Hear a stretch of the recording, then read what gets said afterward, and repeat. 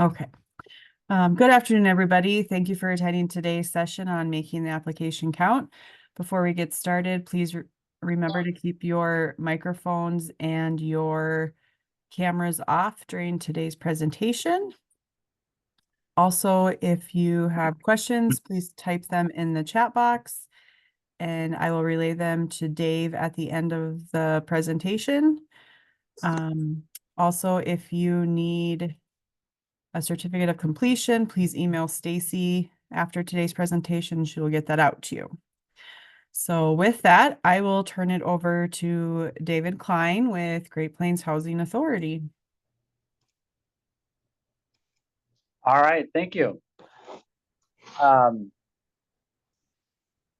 this afternoon, we are going to go over some common things to help make the application count. It seems to be the common area where people trip up with, whether it is housing assistance or other types of available services out there, is the application. And so we wanted to go through some information today to help as providers, as those applying, as landlords encouraging others to apply, some of the things that they should know and going forward, and whether or not it is, like I said, housing assistance, or if it could be even free and reduced lunches, how to make those applications count so a person is able to get those, that assistance in a timely fashion.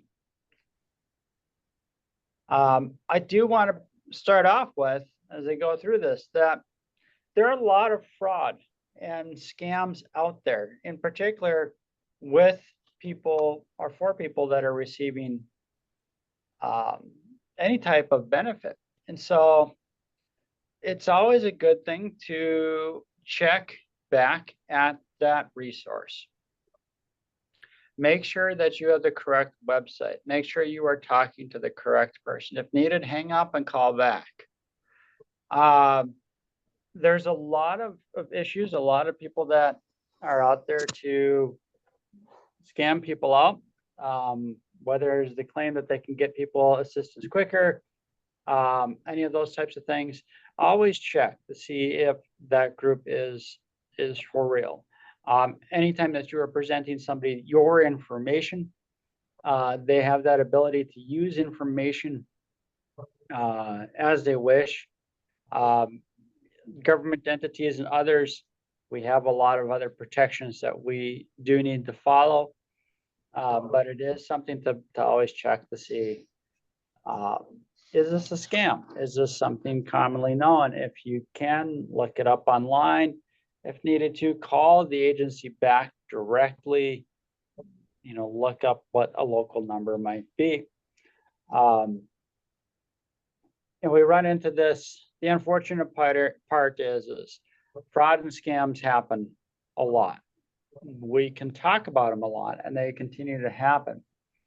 Whether or not it's the assistance part, some groups acting as, again, agents that can help you receive assistance, or in the case that we've ran into in the city of Jamestown, is we had someone posing as a landlord to get people to apply and provide their information, claiming that they would have units available for them. So always be aware of things. Always understand that you, even just in the initial stages, ask questions. The first thing that we remind people is always understand what the application is for. A lot of groups, there's a lot of different assistance groups out there. There's a lot of different services out there for people. Not all of them are underneath the same umbrella. Not all of them can talk to each other. And we'll get into that in a little bit here. But understand that there's certain groups, economic assistance, has SNAP, TANF, child care assistance, Medicaid, LIHEAP. They're going to have certain information, and what are you applying for within that.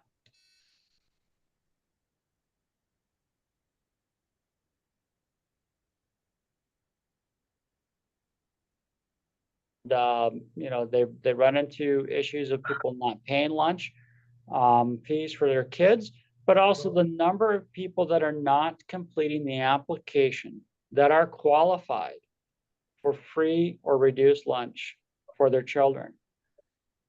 It's easier to do something at the beginning than to do it halfway through the year and end up owing back some funds. So if you can, apply for it. Get that information out there. If a person's going for unemployment, even other community assistance, you know, we deal with a lot of people, food banks, Salvation Army, and others may require some sort of application or documentation in order to receive that assistance. And no matter what that application is like, it's easy to get lost in what that application is and try to find what you need.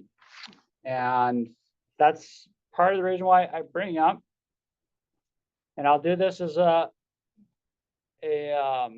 old marketing employee. You talk about something 3 times, reading through that application. The number of times that we've had people that apply that never read through the application, that never understand what it is that you are applying for, what you are agreeing to. Remember, a lot of times an application is a legal document. So we do need to have things correct. So the first time that people read through an application, we ask that, hey, read through this to make sure it is something that is going to help you, that it is the item that you need. If it's not for you, or if it's a different type of assistance, then you're able to toss it aside. Jen, go on, sir. Again, read the application. You know, the second time around, go through it again.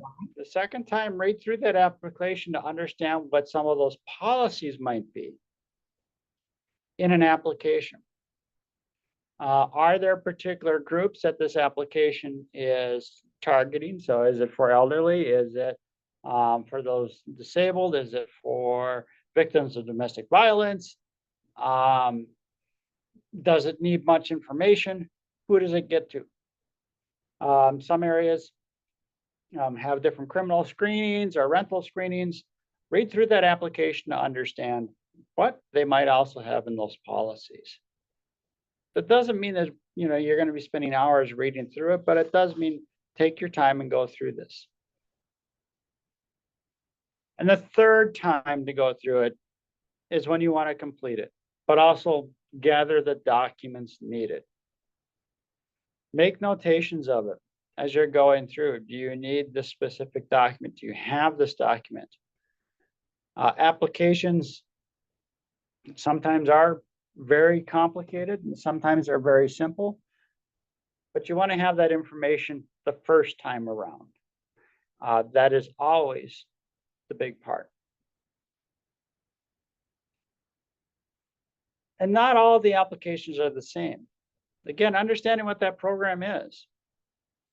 Is it, you know, a person's applying for, and I'll refer back to what I do a lot, which is housing. Is it housing assistance that's a voucher that you can lease in a place you're at? Or is it an assistance program that is tied to another building and is going to force you to move? Depending upon what you need, understand that program. Take a look at it. Don't just be checking all the boxes in them. Make sure that you understand what it is that you're doing. Check the deadlines. Some areas have applications that have pretty quick deadlines that you need to turn around and have those documents too. You want to make sure that it meets that deadline, because some areas might be closing a wait list. They might only have applications open during a particular part. They might ask for that documentation to be done for school to start. So get that application done in a timely fashion, but check to make sure it's not overdue.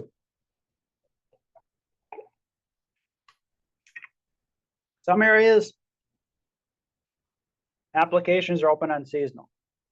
So Heating assistance is, opens a particular season. Cooling assistance is a particular season. You want to be looking at when that application may open up, if and when it is available to you. And where are the applications available at? That's not always just in somebody's office. It might be something that might be on paper. It might be at different locations. It might be something that you can download. It might be something on an online submission. But again, it's one of those things where I remind everybody, check the source. I've dealt with it enough times where people have applied for housing assistance through a third-party agency that charges for applications. And for rental assistance by itself, just on the vouchers, we are unable to charge for an application. So ask questions, check the source. Always go back to that source. If you need to look for something, call around, but ask questions. We really want people to ask questions as they're filling out an application. It helps us better serve the client, helps you better serve your clients, and it helps the clients understand what it is that they are doing. The last thing is how some of these are submitted, an application. Although it sounds like it's an easy thing, a paper or an online submission, some different agencies have where you can drop it off, what documentation you may need. Do they want it submitted online? Is it needing to be uploaded? Make sure that you know how it is submitted and the best way to communicate with that. One of the things that we have seen a lot in the last couple of years is a lot of people coming from other states, whether it's employment or education or other opportunities. People that come from other states that may have assistance need to be checking with that agency if it transfers, or if it's something that they need to apply in this state so they can end it in that state. And there might be a time lag there where they might not have coverage, or they might be missing a month of food stamps. Some things like housing vouchers may transfer or portability if they qualify. That is, again, it's something where it can be really touchy. A person needs to be following through and have some of those things really working ahead of time. As if a person falls through the cracks while working on it, they may end up without that assistance, may end up in a worse situation by trying to transfer over. And we remind a lot of clients that they can't have assistance in 2 states. Whether, it doesn't matter what assistance it is, it's considered fraud. You need to have it in only one location, your primary residence.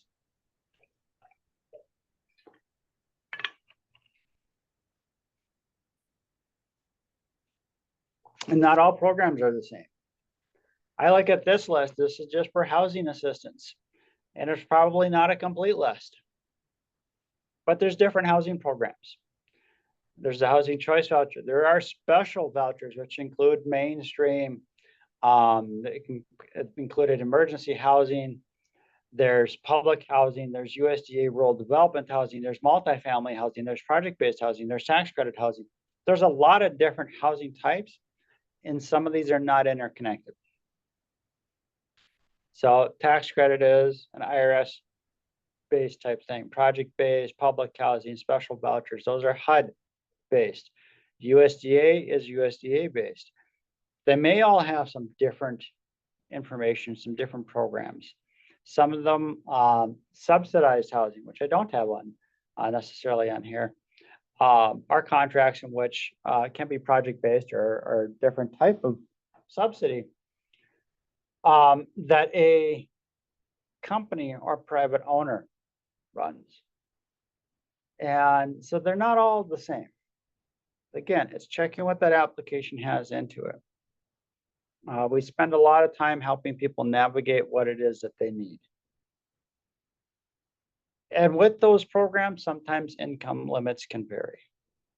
This should be something that's either available on that application, it could be available on a website, but it certainly is available if the person requests it from that office. Again, it's knowing where that local point of contact is, whether it is an agency or a company that has or provides that that information or that subsidy. Income limits can vary, and they can be a bit deceiving of how they look. So very low to extremely low to low income. Home limits are a different thing. Tax credits might be a different thing. Some of those things are percentage based off of AMI, and people need to be able to look at what it is that they have. Which leads me to something that I really want people to concentrate on when they're helping complete an application, and that is even understanding the basic paycheck. Gross versus net income. So much of our income limits are gross. We can look at deductions later. The application or the qualified person is gross income before taxes, before deductions. So people need to be really paying attention to that. There's a lot of times that we have seen, in particular, those that are servers at restaurants that have the ability to have meals deducted and they come home and they might only have $20 left out of the paycheck. And although that might be the case, it's left over, the actual earnings are much different. In this case, the gross earnings is $774. The net earnings are $560.71. So there's a big difference there for an individual, but most programs are going to be looking at that gross. Same thing can happen with Social Security if a person's applying and receiving Social Security benefits. There happens to be any deductions out of it. Many times, most of the times, we are having to look at that gross. If there's the ability to have deductions with certain programs, then they can look at and review it those at other times. Other programs may not be able to do full deductions. So we do see individuals that may have like child support, spousal support taken out. Again, we got to look at the gross. But this is a Yes, MHA. this is a big one where we really have a lot of people trip up on that apply for assistance and get frustrated because they really do make more than what the programs allow. And it's understanding what that gross earnings is. Now, there's a lot of times that things are required or they're requested of an application, and whether or not it is something that is required. So do look for an application, write down what is required, make sure that you've got those documents. It's not always the easiest, but make sure you've got them as best as you can. Vital documents, you know, the photo ID, birth certificates, those types of things to make sure that a person has. Paychecks, assets, other financial documents. Photo ID. This is a big one that we run into with a lot of people that do not realize there is a state law in North Dakota that if you've resided here for 90 days, you need to change your photo ID. And that doesn't necessarily mean that you need the driver's license. If you do not drive, you can get a state ID that allows you to have a state ID. But you need to have a state ID.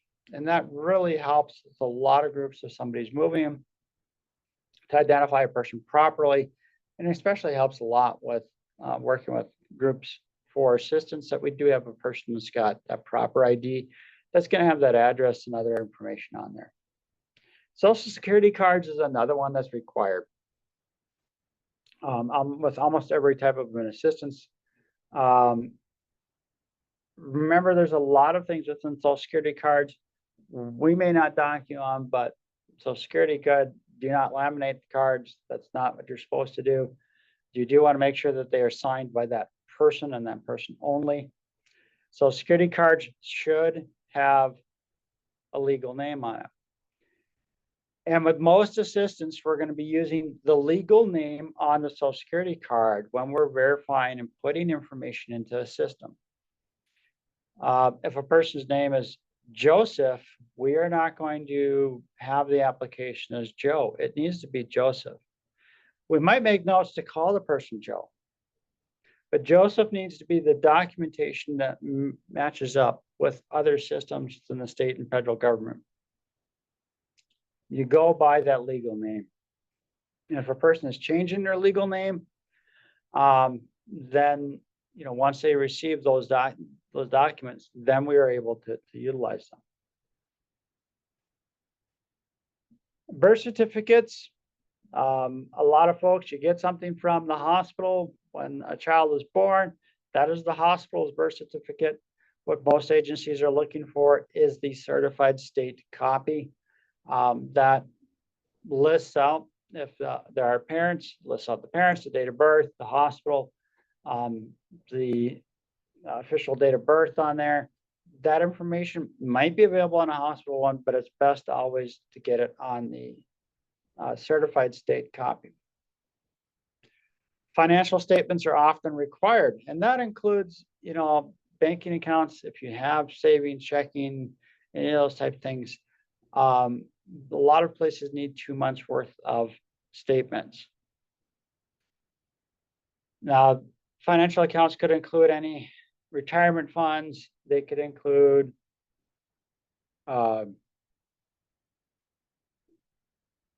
life insurance, especially if there's a cash value or if there is a value that is loan against. So for many that are setting up burial accounts, do set those up working with a funeral home.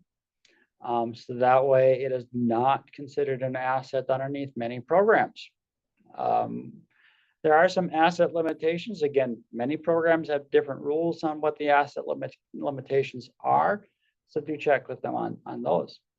Electronic assets, Cash App, Zelle, Chime, PayPal, those things are electronic assets. Those things do need statements. There are a lot of transactions that can go back and forth between all these different accounts. Again, it's making sure that everything is documented correctly. The IRS continues to develop a 1099 that'll go along with those electronic assets. Those agencies or those companies that are doing the funds for that do understand that documentation will happen. The hard part is determining whether or not it's something that might be a transaction from like a family member, or if it's considered income if it's happening on a regular basis. But electronic assets are easy to set up, so it's not something where people should be ever holding an asset for another person. So if a person opens up a bank account, don't have a bank account that you claim 5 of your siblings put money in because they can't get a bank account or electronic account. They need to have their own, because it will impact that assistance for them all. Self-employment is a tricky one with a lot of people, especially with gig work or things like DoorDash. We really suggest people go through a qualified tax preparer to go through it, have your taxes prepared, whether or not that there's a self-employment form, but people do need to be reporting those. Again, when you're self-employment, if you're starting a business on your own, you're having to track all those things. You want to do it correctly, so it's not just us, but the IRS and others aren't coming after you. If you're doing work from like DoorDash or others, you are an independent contractor. There will be a 1099 that gets issued to you. People need to be documenting what their proper expenses are in order to take them off. Now with this, there are some safe harbor rules. So sometimes we run into people that may not have a birth certificate or have the ability to get to it. There are some differences with them. Tribal documents that you may run into. There might be some differences if a person comes in from outside of the country. and not have those original documentation. They may have a passport or a pass card or something of that order that can be used as an official document. So some agencies have safe harbor documents, so there's something that they can check. We're obviously needing at the initial time period, needing all of those vital documents to go through things. For the vast majority of services, things that are your normal bills, we all have bills. If we counted up, everybody counted up bills, we could probably all be applying for different things. But when we look at stuff, loans, your credit card bills, the person's cable or streaming services, internet, phone bills, they're not things that qualify as an expense or a deduction. We get a lot of people that want to bring in things. The other one that I often see is utility bills. It's great that you're keeping track. That is good that a person's budgeting. It doesn't necessarily mean that we'll be able to use it. But we do ask that people do have those things available. But it's not, like I said, loans and credit card bills and stuff are not things that we can deduct off of a person's income.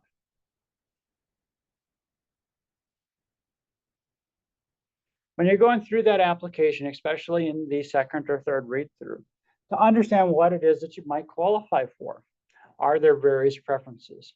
Are there different household types? So single person, disabled household, family household, elderly household.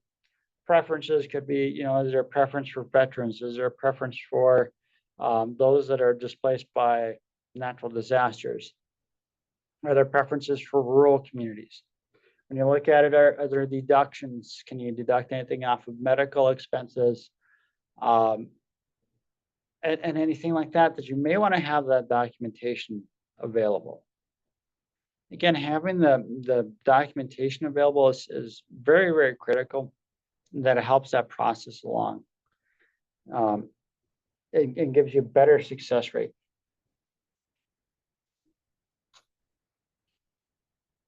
And verifications, anything a person is asking for, whether it's a preference or anything else, you need that verification. So primary verifications, pay stubs, not just the screenshot. We want to see the whole pay stub. If it happens to be the PDF or the printed amount from it, we need to see that full pay stub. Social Security, same thing, IDs, and especially if you're asking for a preference. So if you're asking for a preference or a particular, let's say, assistance like mainstream vouchers, which are rental assistance vouchers for those that are disabled but not yet elderly. Because you're asking for something in particular, we can ask to verify that you are permanently disabled, because it is required with this program. And if you're asking for a particular program, we do need to ask and verify. One of the questions, and I went through some things earlier with a couple of groups, is who is paying for it? Understand this in some ways, because we get a lot of questions that come back, and people that try to push some influences or ask for special cases. There's a lot of assistance that may have limited funds, and there might have some assistance that has pretty open funds. I understand if it's something federal, if it's talked to about HUD, if it's talked about with USDA and many other agencies, those are federal funds. Those are appropriated by Congress. They are paid for by taxpayers. Ultimately, we are responsible back to taxpayers. We've got to report back to Congress and lawmakers on how we are using programs. and making sure that we are following through on the regulations that they create for the programs. There's many times programs are written to cover an entire country, not for just North Dakota, or not just for, Foster County or whatever else. It is written as an overall program. And so we need to follow all those federal regulations and guidelines. And so it ends up falling into another category of, are you, do we need to know some things within tax code or medical deductions and those types of things? Are you a mandated reporter by state law? So then you kick into some state things and what you may need to know. If there happens to be funds that are direct from North Dakota legislators, those are state funds. And those things, especially if it's only state funds, again, you're responsible back to lawmakers and taxpayers. Local communities, the same type of way. So there could be some limited funding. There are a lot of rules and regulations that need to be followed. And understand that exceptions can't be made. A person's story or, their pushiness or almost bullying doesn't exclude things, does not make an exemption. Many of our agencies that are doing all of this work and providing these services, again, have to be responsible back to federal lawmakers, taxpayers, and others, but they may also have auditing. And when you have a federal audit or you have a state audit and those groups go through, the documentation will go through casework and whatever else. If you provided an exception for somebody, they're going to question why. And just because is not the answer. That is negligence on program. So you need to be following through, and that means people need to be following through. We understand there's a lot of times that causes some conflict. In addition, we do ask and understand who is helping you. I just finished a training with Veterans Affairs, and when you need to look at that the agency may not have a say in that process. But we also need to be understanding that caseworkers and others helping you are human. So exploding at them doesn't necessarily help your case. We're both parties are in that together to try to help. And that might be, bringing it back up. It might be asking the question, is this all, the documentation? We have to ask, is this all truthful information? Is this, and yes, some of it gets really repetitive, but we are asking it for a reason. We are going through all of that documentation. We'd rather you be successful in your application. And the reason why we, this is that kind of topic is that we do see more issues, whether it's in restaurants or casework or emergency rooms or other places. People's attitudes sometimes get quite explosive, and it causes a lot of other issues.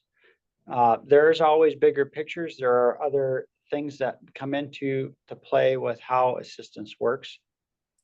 And, we are trying our best to work with programs that are not directed by us to help a person out. And so it is always understanding who is there trying to help you. And when you understand that, then it also understands if a person needs help, to ask for it. If a person needs a reasonable accommodation, ask. Some areas make it formal. You don't necessarily need that. It could be verbal or written, but some areas have it as a form and just say, cross this off because we need, makes it a little easier. But does a person need language help? Do you need a translator? Whether it's written, if it's sign language, if it's braille. Do you need forms in larger print? Do you need somebody to help you fill it out? You know, is your hands not steady, or a person have Parkinson or something like that, and you need somebody to help you fill it out? Do you have learning issues and need assistance in completing that form? So do ask. For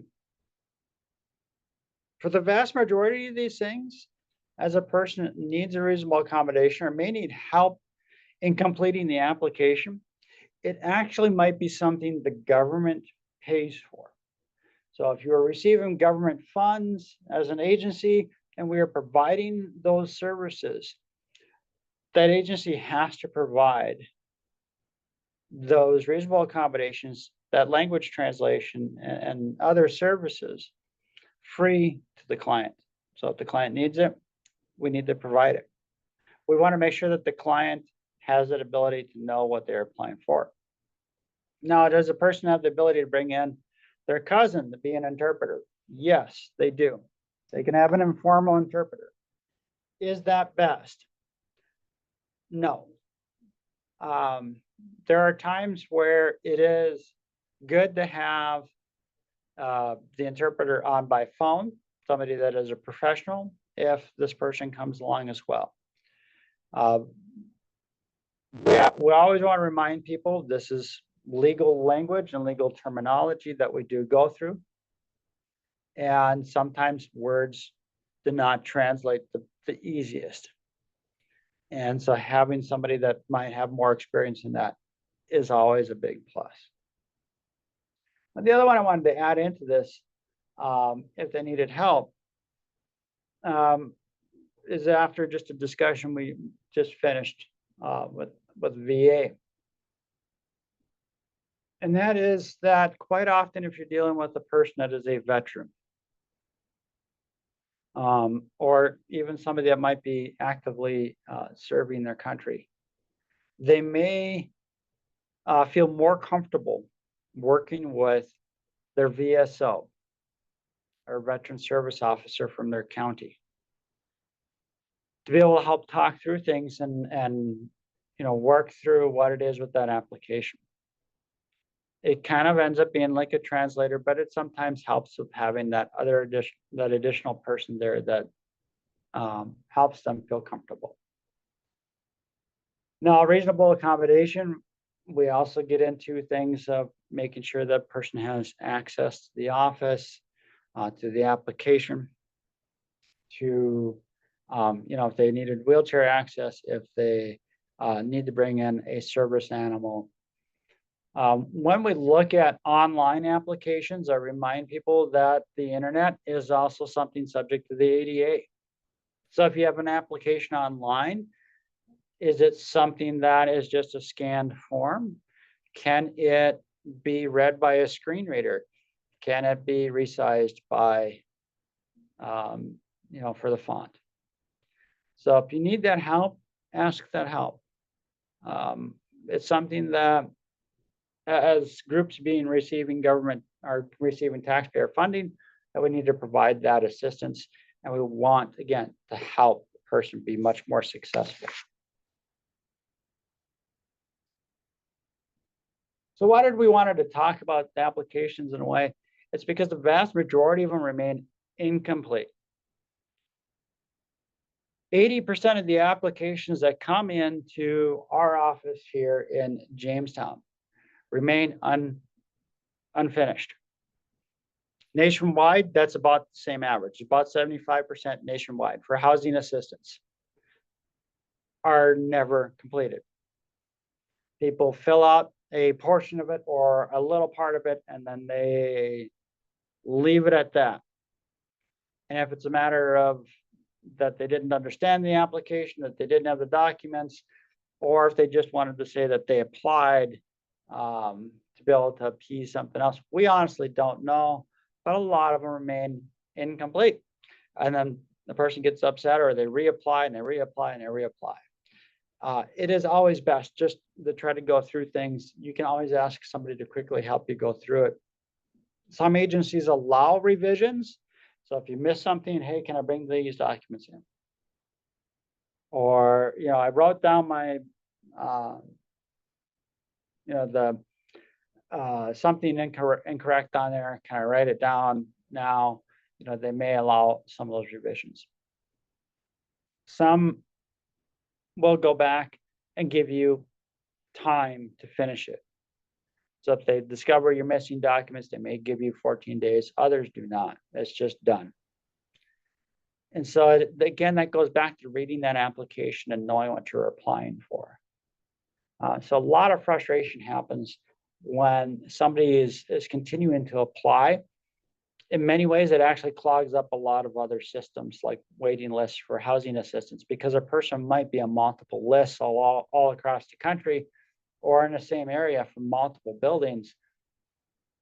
And, we need to make sure that that application counts, whatever area it is the person needs. Remind everybody, make copies.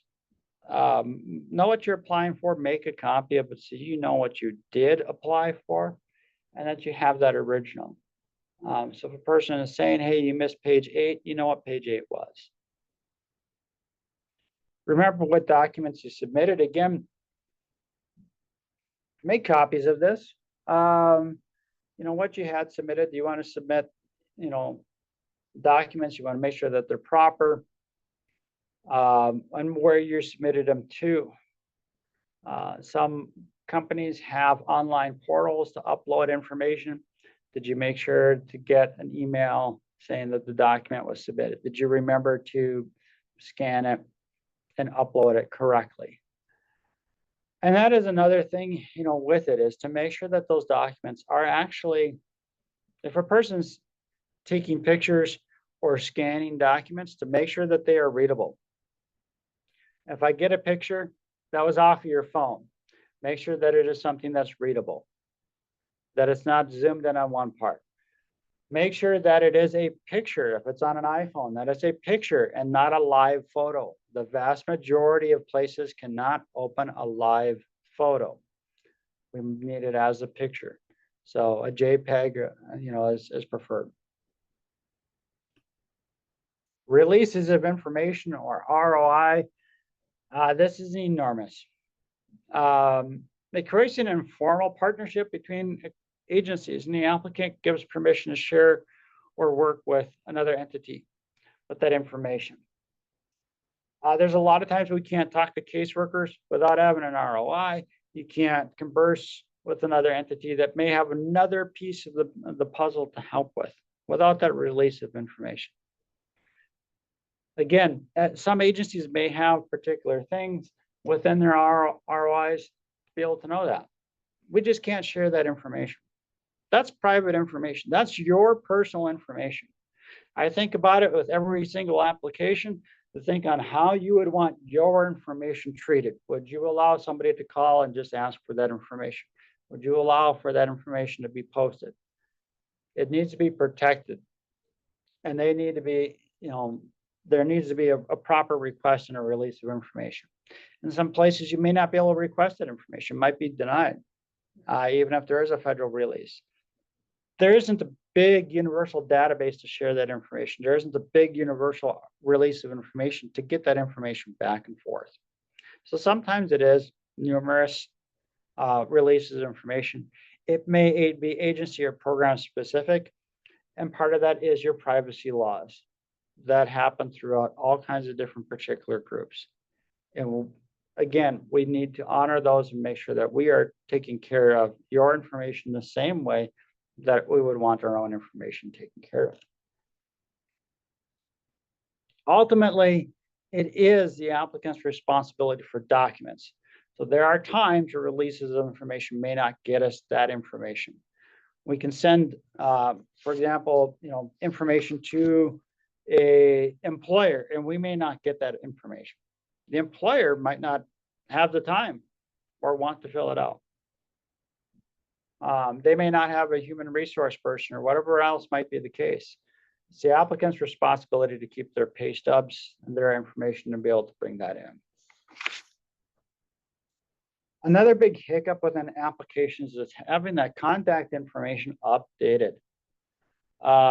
If, for example, a person might be sharing a phone or doing something else, we want to make sure that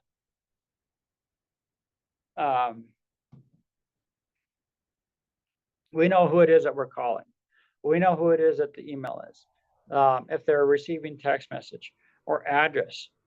But if that stuff changes, we need to know. If a person gets pulled for that assistance, their application could be null and void if we can't reach them. And then, of course, the person gets quite upset. In many types of applications, they will allow for a second contact person to be added to that wait list or to that application. That could be a caseworker or a guardian or payee or a relative.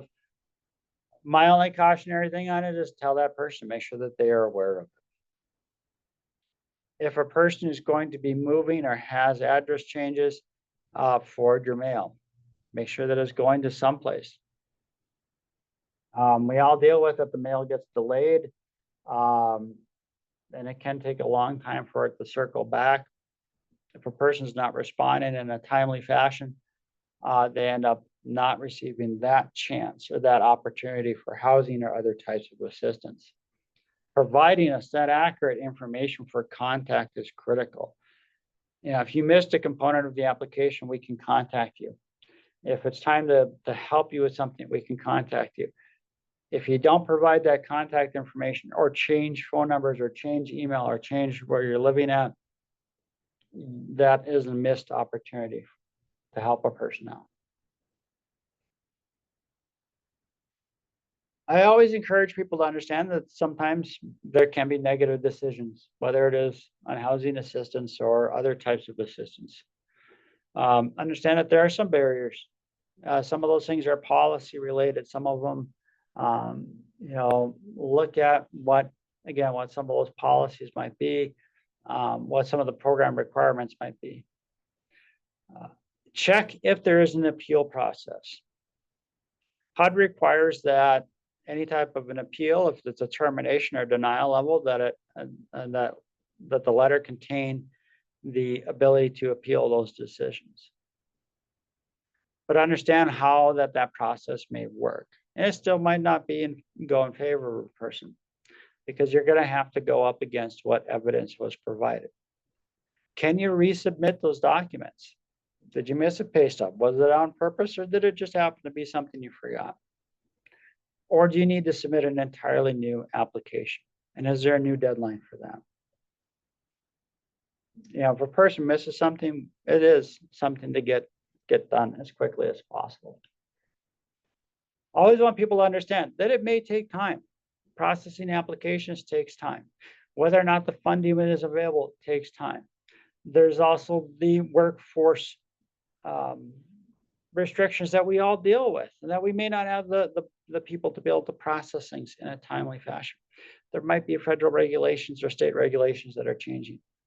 It takes time. Please be patient and understand. Everybody is trying to do their best, and we all need to remind ourselves that we're all human. We're all trying to help vulnerable populations out. We're all trying to help better our community and help people become better persons. Sometimes there are some bumps in the road, and it is just something that we all have to be very aware of and very understanding. Some other quick tips: ask questions. Person has a question about a document, I'd rather have you ask a question than get something incorrect or to have an application rejected. Recheck that you have the documents. I mean, this is something that, I'll be honest, even I'm guilty of. I had to submit a bunch of stuff to a federal agency a few weeks ago. I missed a document in there. Do your best, recheck. Make sure you have things, go through it again. Understand what it is that you are applying for. The applications that we have for housing assistance do not work for food stamps. They're two different entities. They're two different applications. There's going to be two different amount of documents that you're going to have to do. Track your applications. Remember where you applied. I can't tell you how many times I've talked to people and I'll bring up where I'm from and they have forgotten that they have applied there. So it is something to make sure that you are tracking and working through. But do encourage people, check out your options. How can you get the application? How can you get it completed? Is that assistance meant for you? How can it help? And what is available in your community? There's always a lot of different options available. If needed, we always suggest people to call First Link as well to verify some information if needed. I always remind people, go back to that source. If you've got questions, call your county or one of those, your local government to find out where it is that this type of an assistance is available, and then call that agency directly. Watch that there are a lot of agencies and a lot of groups out there right now that are doing scams and committing fraud.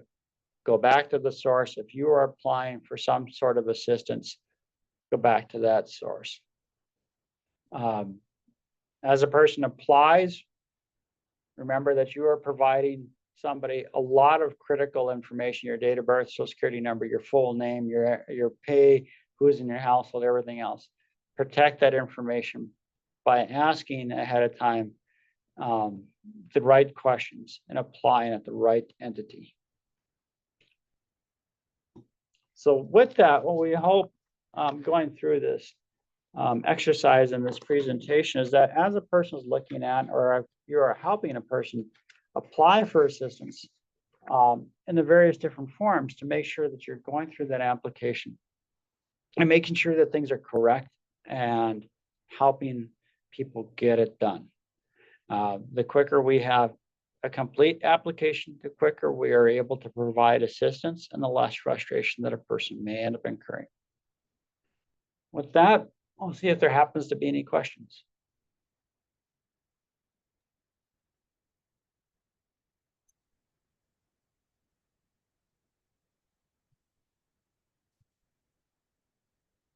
There aren't currently any right now in the chat, but if you have a question, please type it in there, or if you want to come off mute and ask your question, you can do that too.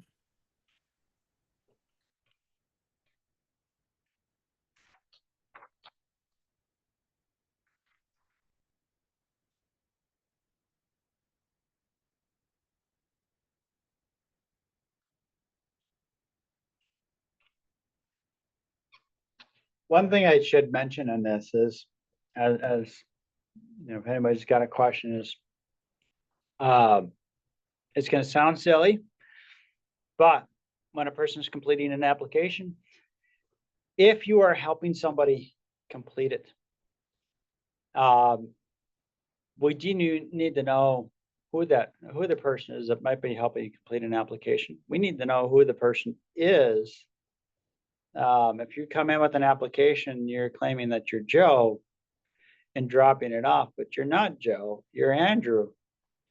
That can cause a lot of issues. So if you happen to be related to or payee or guardian, those official documentation really, really help in facilitating a proper application.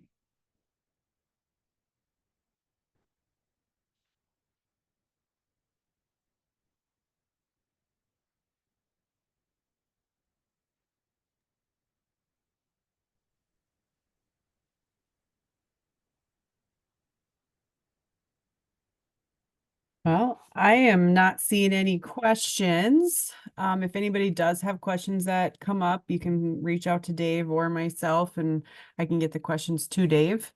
With that, again, just be on the lookout for the survey that will be sent out either later today or tomorrow morning.